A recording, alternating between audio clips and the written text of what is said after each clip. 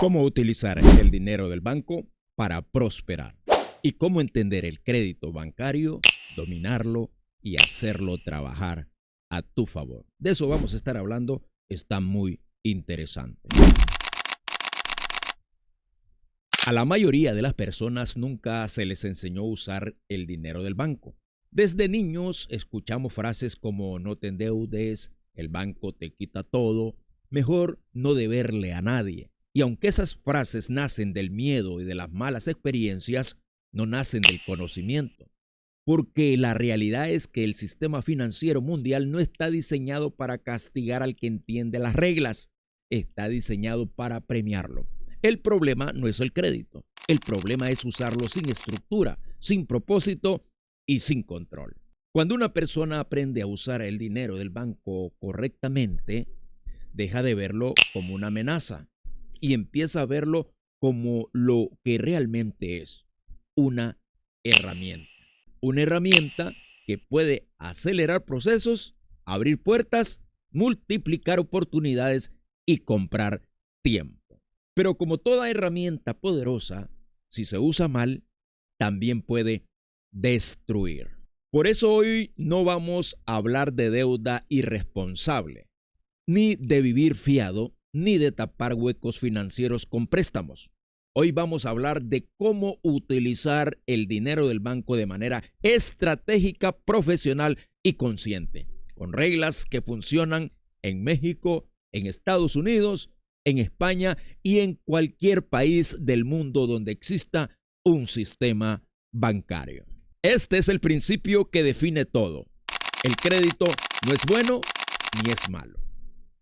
El crédito no tiene moral, no es bueno ni malo, es neutral.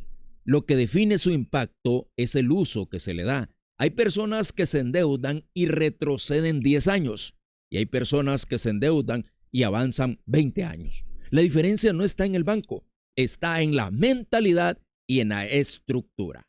Existen dos formas claras de usar el crédito.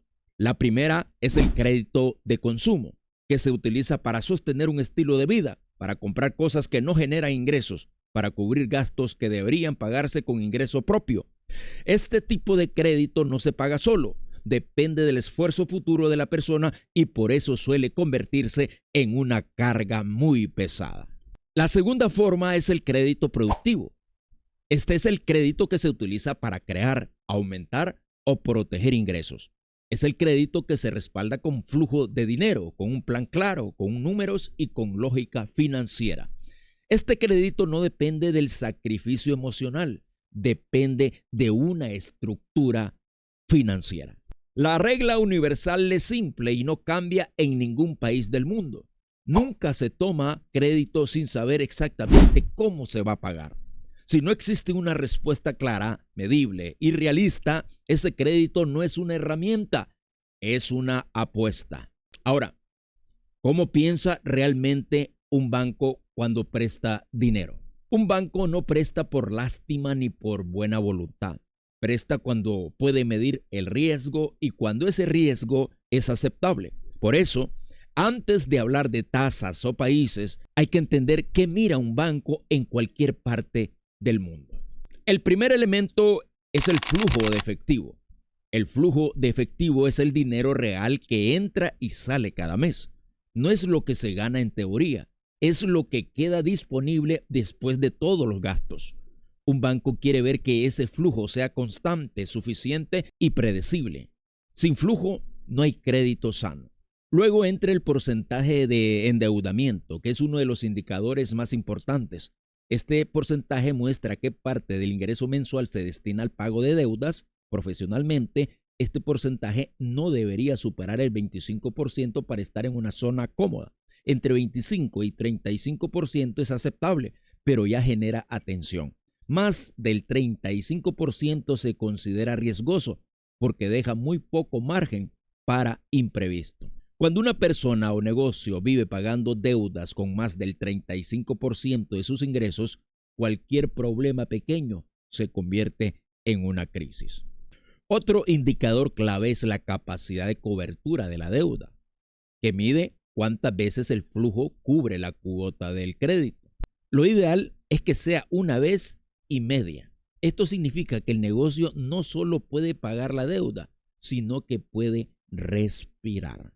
La estructura financiera que no corta la respiración. Cuando una persona no tiene estructura, cualquier crédito lo ahoga. Cuando tiene estructura, el crédito fluye. Una estructura financiera sana se basa en separar el dinero con intención. No se trata de tener muchas cuentas por moda, sino de darle a cada peso, dólar o euro una función clara. Existe una cuenta de operación donde se pagan los gastos normales del mes: renta, servicios, nómina, transporte, insumos. Existe una cuenta de obligaciones donde se separa el dinero para impuestos, seguros y compromisos legales, evitando atrasos y problemas futuros. Existe una cuenta de reserva, que es el fondo de estabilidad y que debería cubrir entre 3 y 6 meses de gastos fijos. Y existe una cuenta de crecimiento donde se coloca el dinero destinado a inversión, expansión y mejora. Esta estructura no solo ordena el dinero, también envía un mensaje claro al banco: aquí hay disciplina, previsión y control. ¿En qué utilizar el dinero del banco sin romper el flujo? El dinero prestado debe tener un destino específico. Cuando no lo tienes, se diluye y se vuelve peligroso. Una distribución profesional del crédito suele seguir una lógica clara. Aproximadamente el 70% del dinero debe destinarse a activos productivos.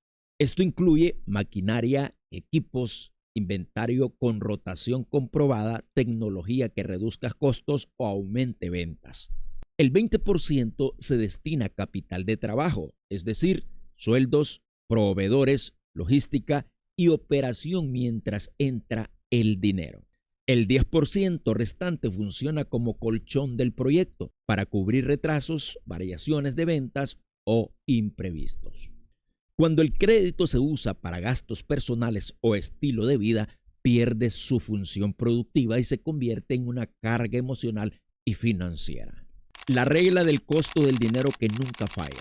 Aquí entra una de las reglas más importantes y menos respetadas. El rendimiento del proyecto debe ser al menos una vez y media mayor que el costo total del crédito. Esto significa que si un crédito cuesta 10% anual, el proyecto debe generar al menos 15%. Si el crédito cuesta 20%, el proyecto debe generar 30% o más. Esta diferencia no es ambición, es protección. Protege contra errores, meses malos, comisiones ocultas y variaciones del mercado. Cuando esta regla no se cumple, el banco siempre gana y el emprendedor siempre corre. México. Aplicar la regla donde el dinero es caro. En México, el crédito exige mayor disciplina. Las tasas de intereses suelen ser más altas y los errores se pagan rápido.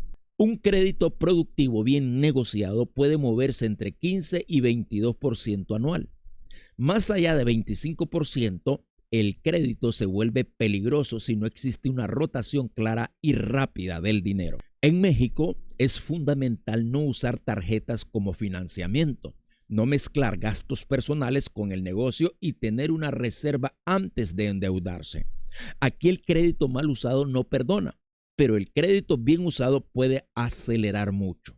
Estados Unidos, donde el sistema premia la disciplina. En Estados Unidos, el sistema financiero está diseñado para premiar el orden y el historial. Las tarjetas suelen tener tasas altas y deben usarse solo como herramientas de liquidez, no como préstamos. El crédito productivo bien estructurado puede moverse entre 8 y 13%, y los activos grandes suelen tener tasas más bajas y plazos más largos. Aquí es clave cuidar la utilización del crédito. Lo ideal es no usar más del 10% del límite disponible. Hasta 30% es aceptable, pero más allá de eso empieza a afectar la salud financiera. En Estados Unidos, el crédito es una escalera, pero solo para quien sube con disciplina. España, crédito más barato, pero no más permisivo. España y Europa suelen manejar tasas más bajas, especialmente en créditos productivos bien estructurados. que pueden moverse entre 4 y 8%. Sin embargo, esto no significa que el crédito sea fácil. El sistema es estricto con la documentación, el plazo y la estabilidad. Aquí es clave preferir tasas fijas, cuidar los plazos y no depender del crédito para sobrevivir. El crédito en España es accesible, pero no perdona la improvisación. La regla que funciona en cualquier país del mundo. Sin importar el país, el principio es el mismo.